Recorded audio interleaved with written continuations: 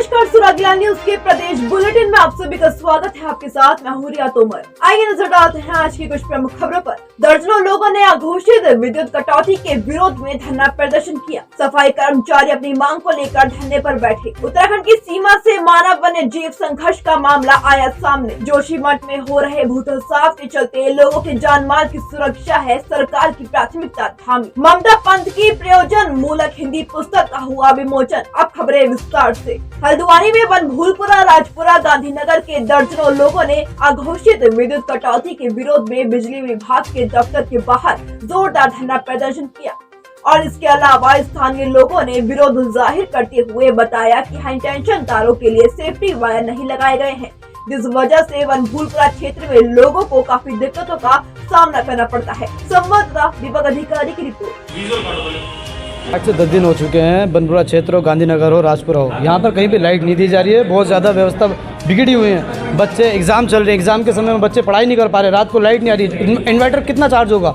Inverter जो charge था वो भी लो हो चुके हैं साहब। पढ़ाई में दिक्कत हो रही है। जितने मशीनरी कारोबार हैं, जितने वर्क हैं, वो सारे ठप हो चुके हैं। देखिए, लगभग 15 दिनों से जो है बिजली विभाग की जो है लापरवाही देखने को साफ दिख रही है। पूरे शहर के अंदर कहीं जगह जो है 5 मिनट की लाइट दे रहे हैं तो 3 घंटे की पूरे दिन की कटौती कर दे रहे हैं। और एक आज जो है हम यहाँ पे पूरा यूथ कांग्रेस का प्रतिनिधिमंडल यहाँ पर आया है और अधिशासी अभियंता जी को हमने क्या आए थे मिलने के लिए, ज्ञापन देने के लिए, जो कि उनकी अभी गैर मौजूदगी में हमने जो सहायक अधिकारी को ज्ञापन दिया है। वो मांग की है कि लाइट की व्यवस्था दुरुस्त की जाए, अन्यथा नहीं तो जो यूथ कांग्रेस जो है बहुत बड़ा आंदोलन करेगी। पूरा मामला ये है कि हमारी लाइन में फॉल्ट आ रहा है 33 की कम वजह से, उसको लाइन चेक कर रहे हैं और समस्या का समाधान हो जाएगा। सर, इनका साफ तौर में यही कहना है कि जो यहाँ पे अधिकारी है वो फॉर्म नहीं उठाते हैं। तो हमें विवश हो गए, आज 8 दिन हो गए, बच्चे वहाँ पर पढ़ नहीं पा रहे हैं, लाइट नहीं है। लाइट की जो वजह से लगातार जहाँ बिजली के रेट बढ़ते जा रहे हैं, लेकिन जो अधिकारी है वो कहीं ना कहीं फ़ोन नहीं उठा रहे हैं। इस विषय में क्या कहेंगे? नहीं, फ़ोन तो उठाना चाहिए। फ़ोन के लिए तो ऐसा नहीं है, कभी बहुत सारे फ़ोन आते हैं तो इसका मिस भी हो सकता होगा। तो इनकी समस्याओं का समाधान कब तक हो पाएगा? हो जाएगा, आज हो जाएगा, लाइन सही हो जाएगी, समाधान हो जाएगा। जनपद उधम सिंह नगर के जसपुर नगर पालिका क्षेत्र में सफाई कर्मचारी अपनी मांग को लेकर धरने पर बैठ गए हैं। उनके द्वारा नगर पालिका के खिलाफ लगातार धरना प्रदर्शन करते हुए नारेबाजी की जा रही है। संवाददाता दीपक चौहान की रिपोर्ट।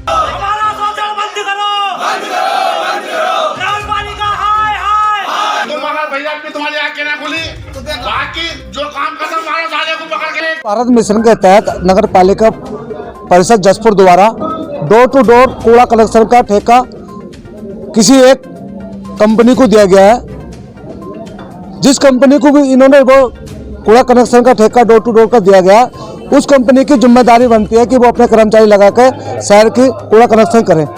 पर हमें सूत्रों से ज्ञात हुआ है कि नगर पालिका में जो काफ़ी वर्षों से 4-5 साल से सफाई का कार्य कर रहे हैं, उन कर्मचारियों में से कुछ कर्मचारियों की लिस्ट बनाकर यहाँ ठेकेदार द्वारा लगा दी गई है, जिसका हम विरोध कर रहे हैं। जब तक अगर इस प्रकार से नगर पालिका या ठेकेदार द्वारा उन सफाई के कर्मचारियों को की लिस्ट बनाकर पेमेंट करा गया है या उनको डोर टू डोर कनेक्शन में रखा गया, तो हम उसका पूरा विरोध करेंगे और हड़ताल होगी, हड़ताल भी करेंगे।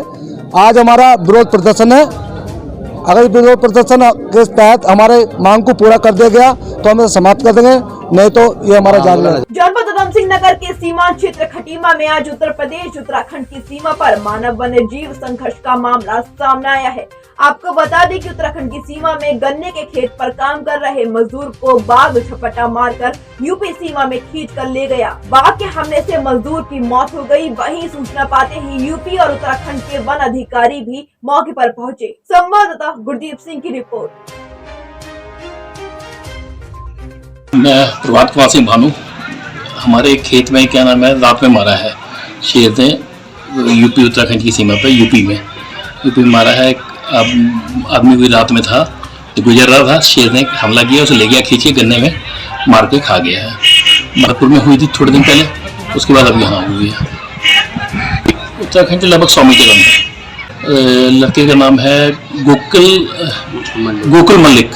सूबे यूपी के मुख्यमंत्री पुष्कर सिंह धामी ने जोशीमठ में हो रहे भूतलसाव के चलते लोगों के जान माल की सुरक्षा करने को सरकार की प्राथमिकता बताया है। वहीं धामी सरकार ने सभी लोगों से अनुरोध भी किया है कि इस समय जोशीमठ को बचाने के लिए सबको मिलजुल कर आगे आना चाहिए। प्रधानमंत्री नरेंद्र मोदी भी लगातार जोशीमठ भूतलसाव की समीक्षा कर रहे हैं। संवाददाता मनोज कुमार की रिपोर्ट। देखिए, हमने सभी लोगों से अनुरोध किया है कि ये समय सबको मिलजुल कर जोशीमठ को बचाने का समय है।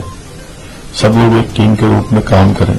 सभी लोग मिलकर, सरकार है, सामाजिक संगठन है, राजनीतिक संगठन है, हमारी सबकी पहली प्राथमिकता है कि जोशीमठ शहर बसना चाहिए और लोगों की जान माल की सुरक्षा होनी चाहिए।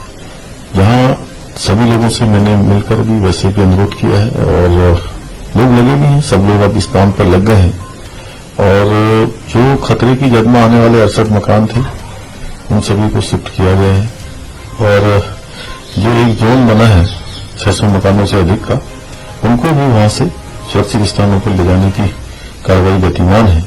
अल्मोड़ा के एसएसजे यूनिवर्सिटी के प्रोफेसर जगदीश सिंह बिष्ट ने डॉक्टर ममता पंत की प्रयोजन मूलक हिंदी पुस्तक का विमोचन किया। आपको बता दें कि एसएसजे यूनिवर्सिटी के कुलपति प्रोफेसर जगत सिंह बिष्ट ने प्रोफेसर डॉक्टर ममता पंत की प्रयोजन मूलक हिंदी पुस्तक का विमोचन करते हुए कहा कि पुस्तकें जीवन का मार्गदर्शन होती है, इनसे हमें प्रेरणा मिलती है। संवाददाता हेमंत सिंह मेहरा की रिपोर्ट।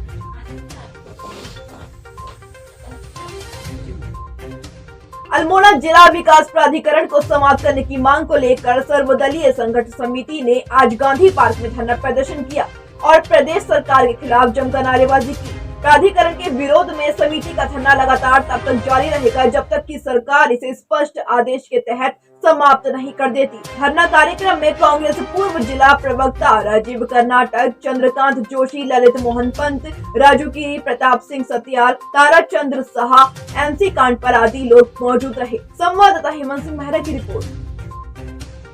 जनपद के वरिष्ठ पुलिस अधीक्षक के आदेशों के बाद लगातार नशे कारोबारियों के खिलाफ कार्यवाही की जा रही है। उसी क्रम में जसपुर पुलिस को एक बड़ी सफलता हाथ लगी है, जहां पतरामपुर चौकी क्षेत्र के खलियापार में पुलिस ने गश्त के दौरान एक आरोपी को 150 लीटर अवैध कच्ची शराब के साथ गिरफ्तार किया है। वहीं पुलिस ने आरोपी के खिलाफ मुकदमा दर्ज कर न्यायालय के समक्ष पेश किया। संवाददाता दीपक चौहान की रिपोर्ट।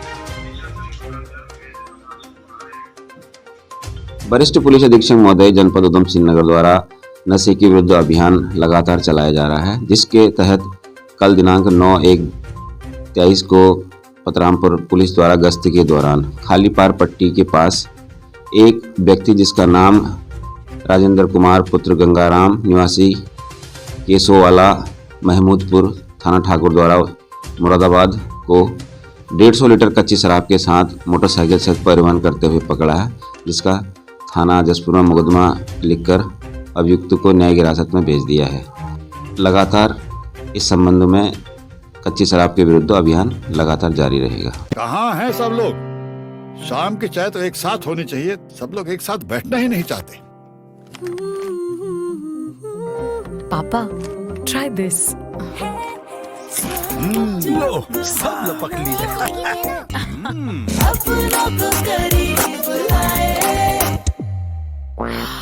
ये क्या हाल कर दिया है रूम का? बस कल से चाय मेरे रूम में। देवर पर नमकीन। हाईकोर्ट के आदेशों के बाद मंदिर मस्जिदों से होने वाली ध्वनि प्रदूषण को लेकर सभी मंदिर मस्जिदों से लाउड स्पीकर निकालने को लेकर 2 महीने पहले प्रशासन की एक बैठक दी गई थी, जिसमें धार्मिक स्थलों से लाउड स्पीकर को निकालने की बात कही गई थी। उसके बावजूद भी धार्मिक स्थलों से लाउड स्पीकर नहीं निकाले गए, जिसके चलते दोबारा एक बैठक का आयोजन किया गया। संवाददाता दीपक अधिकारी की रिपोर्ट।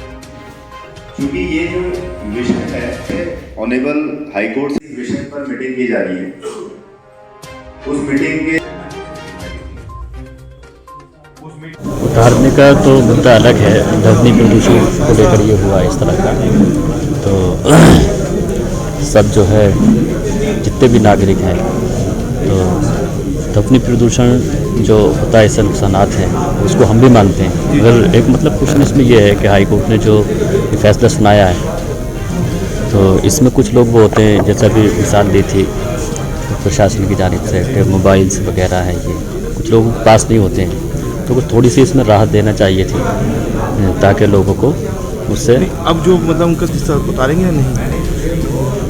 इसमें तो अगर देखा जाए इन चीज़ों को तो कहीं अगर बहुत सारे जो धार्मिक स्थल हैं वहाँ से उतरवाए भी गए हैं और कहा भी गया है उतरवाने के लिए।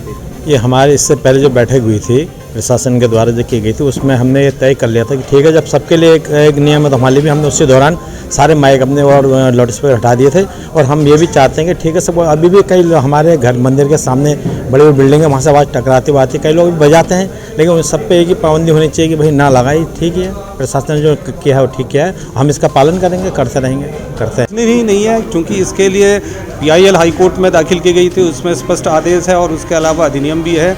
ये तो अभी तक इनको ये समय दिया गया था और काफ़ी कंप्लायंस भी हुई थी। कुछ लोगों के बाद जिन्होंने अब ये चीज़ें शुरू कर दी हैं उनको ये स्पष्ट हिदायत दी गई है कि अगर वो ये अपने इस चीज़ को बंद नहीं करेंगे तो उनके खिलाफ कार्रवाई की जाएगी। क्या कार्रवाई की जाएगी जो हाईकोर्ट की अवहेलना करेंगे?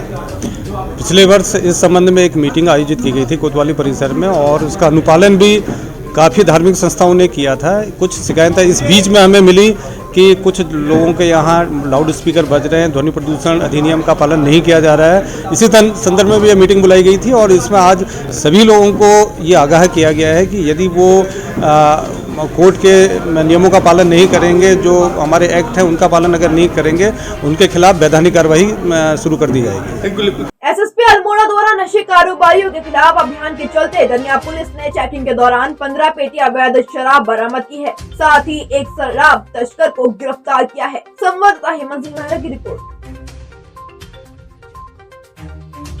जोशीमठ का दौरा कर आए कैबिनेट मंत्री धन सिंह रावत ने कहा कि सरकार पूरी क्षमता के साथ जोशीमठ के पुनर्स्थापना और वहां के लोगों की बेहतर व्यवस्था में जुटी हुई है। केंद्र और राज्य सरकार दोनों मिलकर लोगों को बेहतर व्यवस्थाएं देने में जुटे हैं। इसके अलावा तमाम भूवैज्ञानिक और अन्य सर्वे एजेंसियां जोशीमठ को लेकर सर्वे कर रही हैं। जब सर्वे रिपोर्ट सामने आएगी उसके हिसाब से ही सरकार तत्काल कदम उठाएगी। संवाददाता दीपक अधिकारी की रिपोर्ट।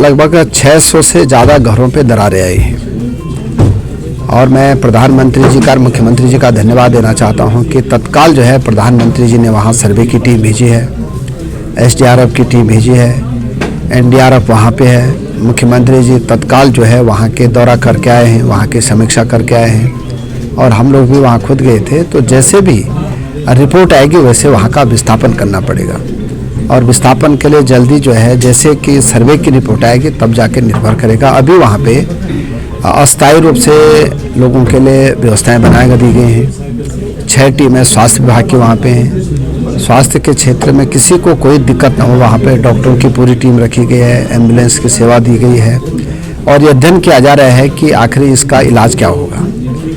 अगर सर्वे ये कहेगा कि भाई इनको विस्थापन करना ही जरूरी है तो वैसे किया जाएगा। अगर ये कहेगा कि सर्वे में कि जो भी टीम आ रखी है भारत सरकार से कि उनको दोबारा वहाँ बसाया जा सकता है तो वैसे जाएंगे। तो ये निर्भर करेगा कि रिपोर्ट क्या कहती है। तो प्रतिष्ठा क्या लग रहा है? NTPC के ऊपर आरोप लग रहे हैं कि उनके देखिए अभी कुछ भी कहना जल्दबाजी है और चूँकि मुख्यमंत्री जी ने उस पर बयान दे दिया है और हम सब अध्ययन के बाद ही पता चलेगा कि क्या है। जनपद मुख्यालय के ट्रांजिट कैंप थाना क्षेत्र में नाबालिग का विवाह करने और उसके साथ जबरन दुष्कर्म करने का मामला सामने आया है। पुलिस ने नाबालिग की तहरीर पर पिता, मां, नानी, भाई और मथुरा निवासी धर्मवीर के खिलाफ पॉक्सो एक्ट और बाल विवाह अधिनियम के तहत मुकदमा दर्ज कर लिया है। संवाददाता दुर्गेश तिवारी की रिपोर्ट।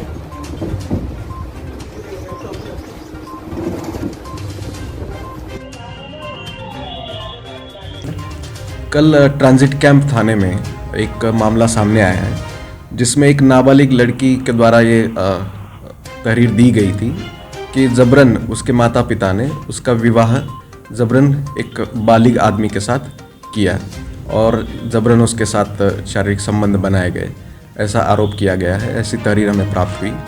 इस पर त्वरित कार्रवाई करते हुए हमने 323, 506, 376 आईपीसी और 3/4 16/17 पॉक्सो एक्ट तथा 2/3 बाल विवाह अधिनियम के अंतर्गत थाना ट्रांजिट कैंप में मुकदमा पंजीकृत कर दिया है।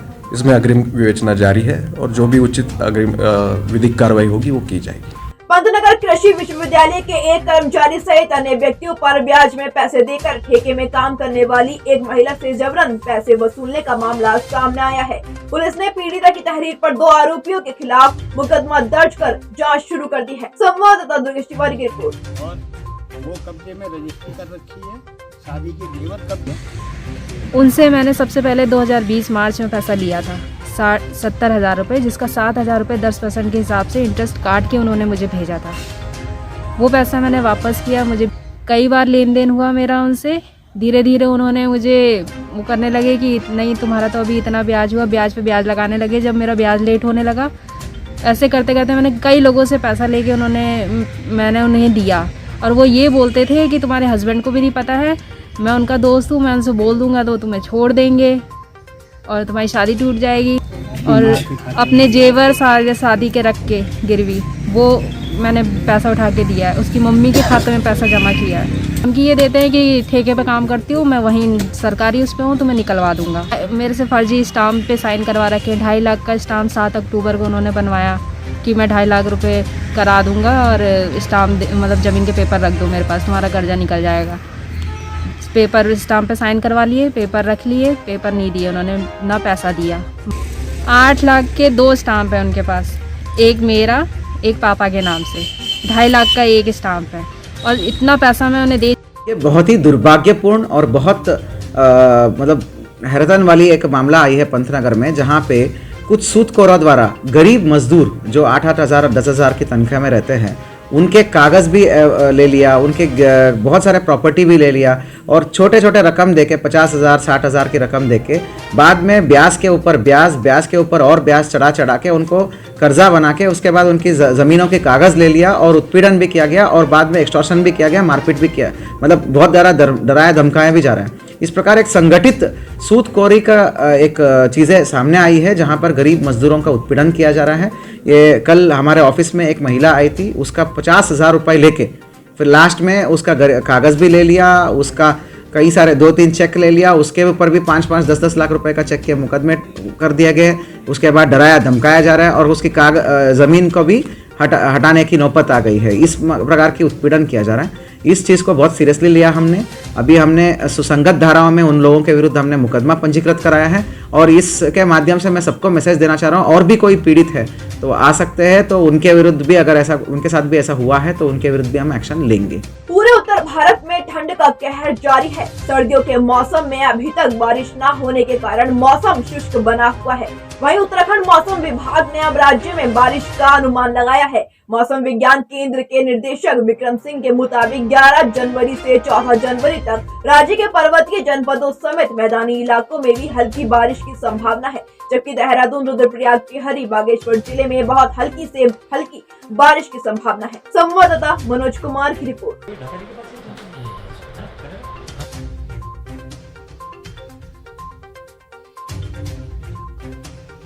भी बोला था कि 12 के आसपास एक पश्चिमी विक्षोभ आ रहा है, उसका कुछ प्रभाव उत्तराखंड में भी देखने को मिलेगा। तो 11 से इसका प्रभाव थोड़ा दिख रहा है। तो जो अंदर के हमारे डिस्ट्रिक्ट है 11 तारीख के लिए अगर बात करें तो उसमें उत्तरकाशी, चमोली, पिथौरागढ़, इनमें हल्की मध्यम जो है कुछ जगहों में बारिश बर्फबारी वो देखने को मिलेगी। इसके साथ ही जो एडजॉइनिंग डिस्ट्रिक्ट है जिसमें कि हिल्स ऑफ देहरादून डिस्ट्रिक्ट है या फिर पौड़ी है, टिहरी है और इसी तरह आपका रुद्रप्रयाग और बागेश्वर, तो इनमें भी कहीं कहीं पर हल्की बहुत हल्की बारिश बर्फबारी इनमें भी कहीं कहीं पर मिलेंगी। आज के लिए इतना ही। उत्तराखंड से जुड़ी तमाम खबरों के लिए बने रहिए सुराग न्यूज़ के साथ। धन्यवाद।